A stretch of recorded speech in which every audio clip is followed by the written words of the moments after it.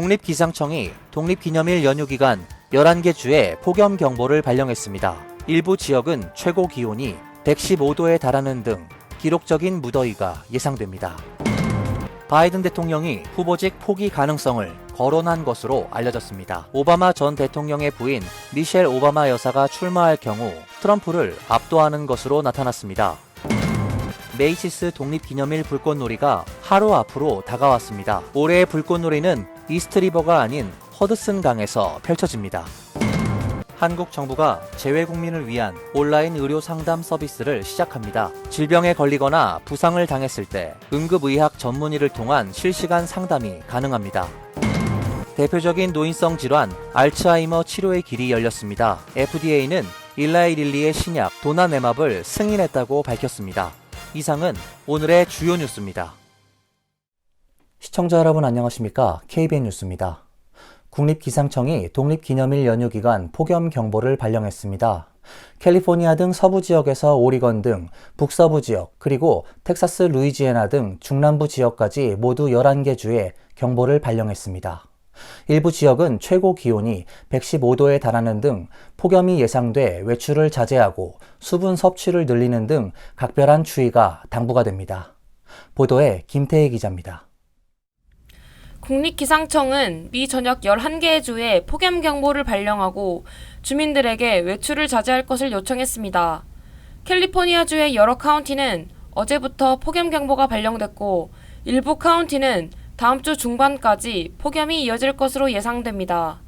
기상청은 캘리포니아 햄포드 주변 카운티에서는 기온이 107도를 넘을 가능성이 높다고 예보했고 샌프란시스코 베이 지역은 최고 115도 폭염이 예상됩니다. 오리건주 북서부, 중부, 남서부 등 북서 지역에도 경보가 발령됐습니다. 연휴 기간 110도의 고온이 예보되어 있습니다. 아칸소, 루이지애나, 텍사스 등 중부에서 남동부에 이르는 지역도 열지수가 최대 113도에 달하는 무더위가 예상됩니다.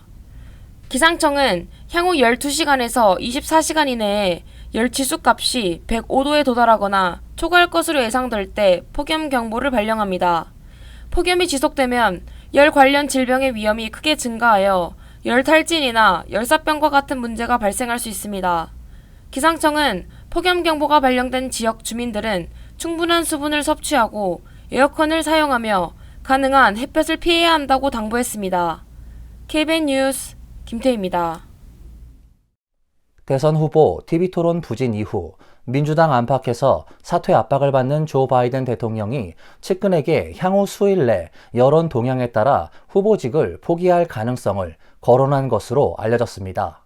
여론조사에서는 오바마 전 대통령의 부인 미셸 오바마 여사가 민주당 대선 후보로 등판할 경우 트럼프를 압도하는 것으로 조사되었습니다.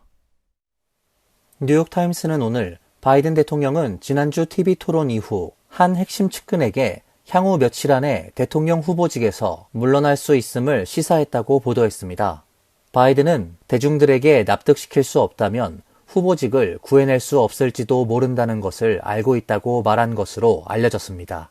다만 바이든 대통령은 현재 재선 도전에 대한 강한 의지를 보이고 있다고 바이든 대통령과 소통한 측근이 밝혔습니다.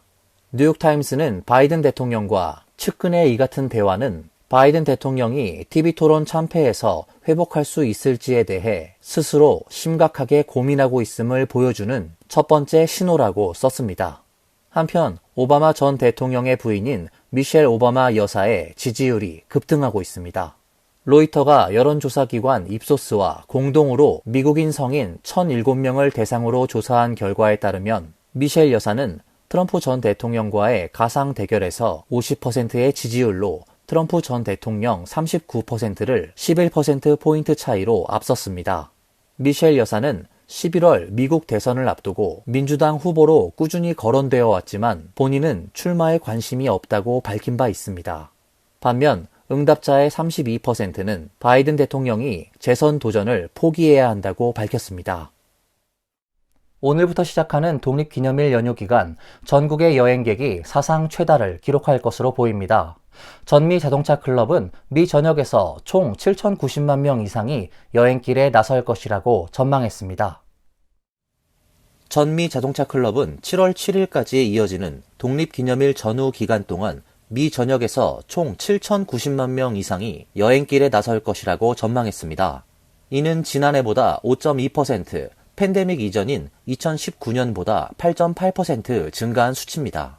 자동차로 장거리 여행을 떠나는 여행객은 6,060만 명에 달할 것으로 예상되며 이는 지난해 자동차 여행객 수보다 280만 명 늘어난 수치입니다. 2019년에 5,530만 명과 비교하면 500만 명 이상이 증가했습니다. 연휴 기간 항공편 이용자는 574만 명으로 예상됩니다. 연방항공당국은 독립기념일 연휴가 끝나는 일요일인 7일은 극심한 공항 혼잡으로 가급적 공항 이용을 피할 것을 조언했습니다. 연휴 기간 여행객이 가장 많이 가는 곳 1위는 하와이주 오아후로 조사되었으며 이어 플로리다주 올랜도, 워싱턴주 시애틀, 네바다주 라스베가스, 오리건주 포틀랜드 등의 순입니다. 해외의 경우 1위는 멕시코, 이탈리아, 바하마, 그리스, 영국 순으로 나타났습니다. 메이시스 독립기념일 불꽃놀이가 하루 앞으로 다가왔습니다. 올해 불꽃놀이는 이스트리버가 아닌 허드슨강에서 펼쳐지는데요. 3만 발 이상의 화려한 불꽃이 밤하늘을 수놓을 것으로 예상됩니다. 10년 만에 허드슨강에서 펼쳐지는 독립기념일 불꽃놀이는 내일 저녁 9시 25분부터 25분 동안 진행됩니다. 불꽃은 맨해튼 웨스트 14 스트릿부터 34 스트릿 사이 허드슨강 바지선에서 발사됩니다. 맨해튼의 공식 관람구역은 크리스토퍼 스트릿에서 워싱턴 스트릿 구간, 웨스트 11 스트릿에서 워싱턴 스트릿, 웨스트 12 스트릿에서 워싱턴 스트릿 구간입니다. 또 웨스트 29 스트릿에서 11 애비뉴, 웨스트 40 스트릿, 11 애비뉴, 웨스트 41 스트릿과 11 애비뉴 구간 등 6군데입니다. 해당 관람구역에는 뉴욕시경의 경찰들이 배치돼 수용 인원에 도달할 때까지 선착순 입장을 허용할 예정으로 일찍 도착해 자리를 잡는 것이 좋습니다. 뉴저지 호보켄에서는 피어 A파크, 맥스웰 플레이스 파크, 시나트라 파크, 엘리시안 파크, 리틀 리그필드 등 5개 구역이 공식 관람 지역으로 지정되었습니다. 불꽃놀이 행사를 위해 오늘 맨해튼과 뉴저지 일부 거리도 폐쇄됩니다. 거리 폐쇄 및 주차 제한 구역은 뉴욕시 교통국 웹사이트와 호보켄 공공안전국 웹사이트에서 확인 가능합니다.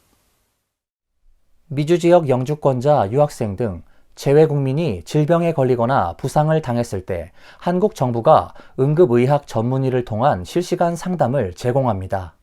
미주 지역 외에도 해외에 머무는 재외국민이라면 모두 해당됩니다. 한국행정안전부는 어제 재외국민 119 응급의료상담 및 스마트패스를 실시한다고 밝혔습니다. 119 응급의료상담은 해외에 머무는 유학생 등 재외국민이 전화나 이메일로 문의할 경우 응급의학 전문의 상담을 제공하는 서비스입니다. 특히 응급의료상담은 응급처치법, 현지 약품 구입처 및 복용법 안내, 여행국 의료기관, 이용 환자의 한국 이송 방법 등을 365일 24시간 제공합니다. 119 응급의료상담을 받기 위해서는 스마트패스를 등록해야 합니다. 인천공항을 이용하는 출국 여행객이 얼굴 정보를 사전에 등록하면 출국장과 탑승구를 안면 인식만으로 통과하는 시스템입니다. 이용자는 모바일 앱 설치 후 여권 정보와 사진을 등록하면 됩니다. 가장 대표적인 노인성 질환인 알츠하이머 치료의 길이 열렸습니다. FDA가 치료제들을 잇따라 승인하고 있는데요. 미국에서만 약 700만 명이 알츠하이머 증세를 보이고 있어 환자들 치료에 도움이 기대가 됩니다. 식품의약국은 어제 초기 알츠하이머병 치료제로 주목받고 있는 제약사 일라이릴리의 신약 도나네맙을 승인했다고 밝혔습니다. 지난 3월 도나네맙에 대한 승인 여부 결정을 미루고 자문위를 통해 안전성과 효능을 논의하기로 한 지 약 4개월 만입니다. 지난달 독립적 전문가 11명으로 구성된 FDA 자문위는 도나네맙에 대해 효과적인 치료법이며 이익이 위험보다 크다며 만장일치로 승인을 지지한 바 있습니다. 자문위는 알츠하이머와 관련 있는 단백질 타우 수치가 낮은 환자에 대한 임상실험이 이루어지지 않은 만큼 이들에 대한 약효를 파악하기 위해 추가 자료가 필요하다고 조언했습니다. 도나네맙이 FDA 승인을 얻으면서 시장에서는 미국, 일본 기업이 공동 개발한 레켐비와 경쟁이 예상됩니다.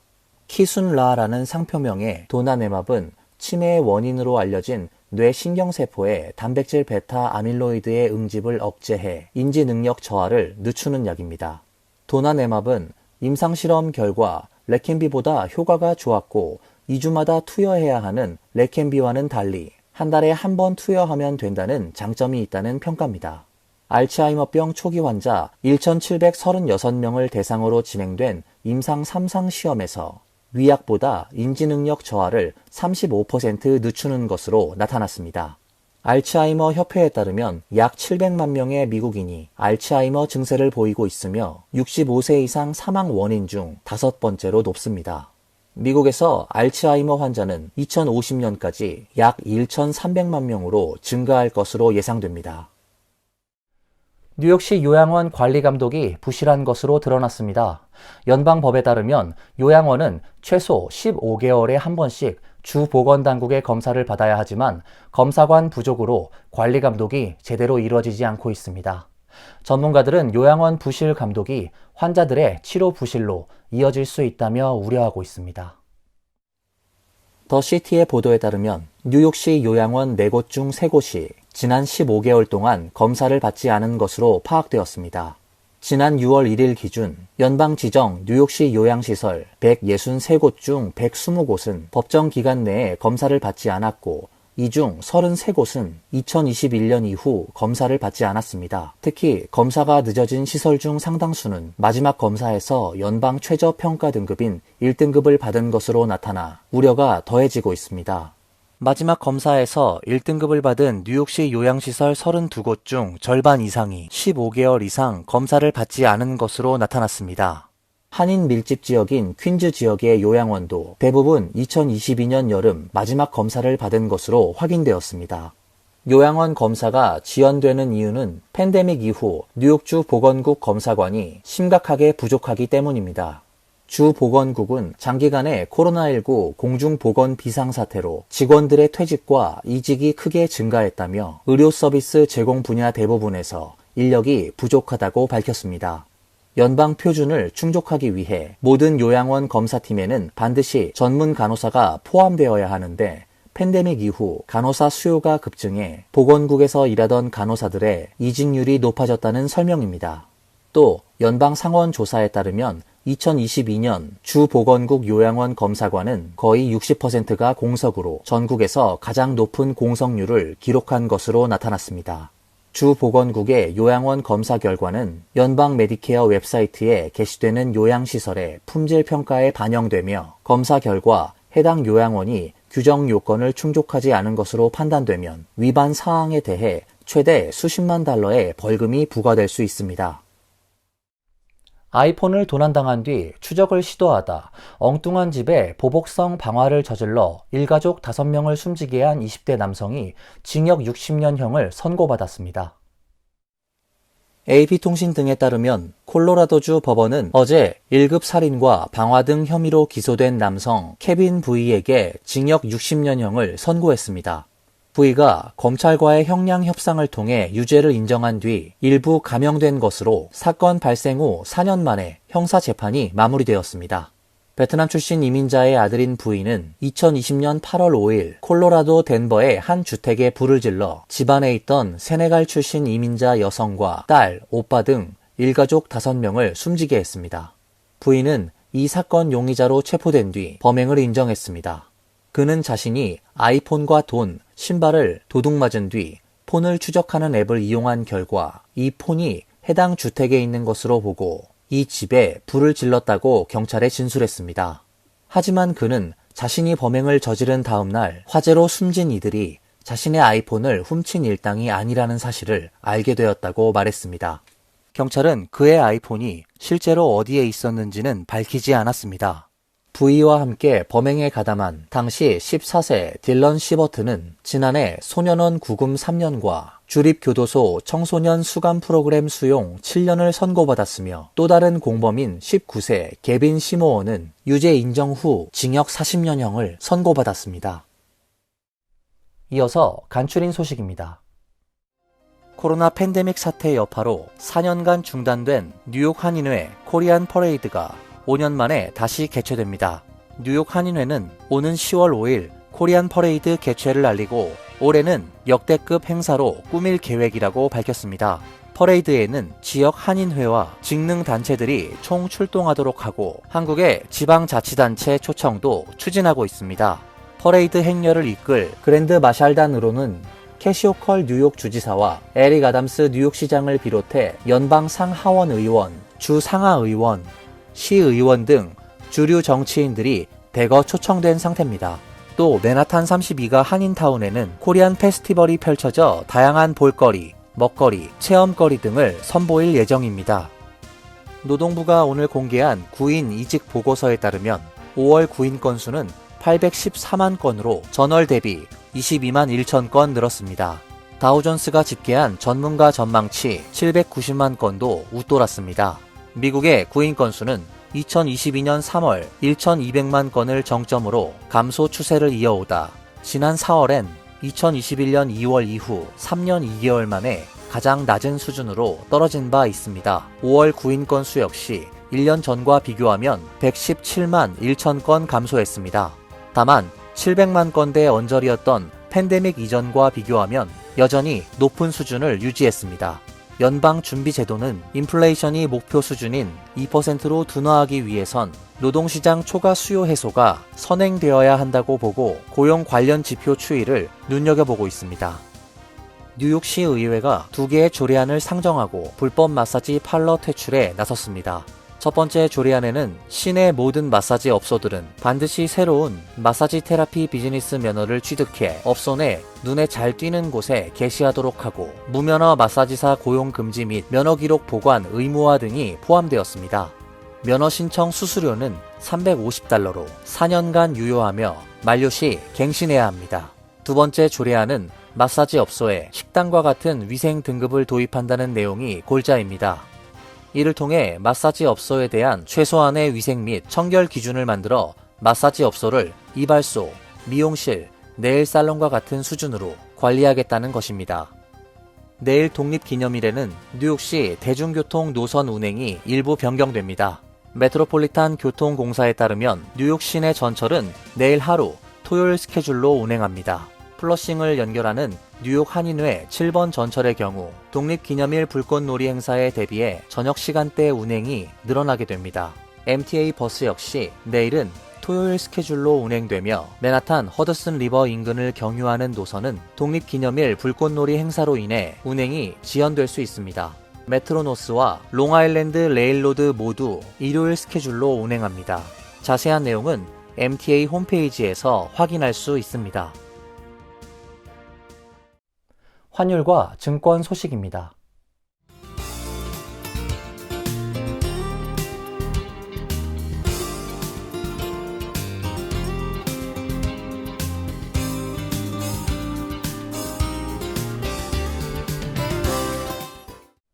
이어서 날씨입니다. 내일은 습도가 올라가면서 무더운 날씨가 예상됩니다. 지역에 따라 천둥과 번개를 동반한 소나기가 내리는 곳도 있겠습니다. 낮 최고 기온 85도, 섭씨 30도, 밤 최저 기온 73도, 섭씨 23도로 예상됩니다. 금요일도 무더운 날씨가 이어지겠습니다. 토요일에는 강한 소나기가 예보되어 있습니다. 이상으로 KBN 뉴스를 마칩니다. KBN과 함께 즐거운 시간 되시길 바랍니다. 우리 동부 최대 한인방송 KBN이 제작하는 KBN 뉴스는 웹사이트 mykbn.com 그리고 유튜브와 페이스북에서 다시 보실 수 있습니다. 좋아요, 구독, 알림 설정은 뉴스 제작에 큰 도움이 됩니다.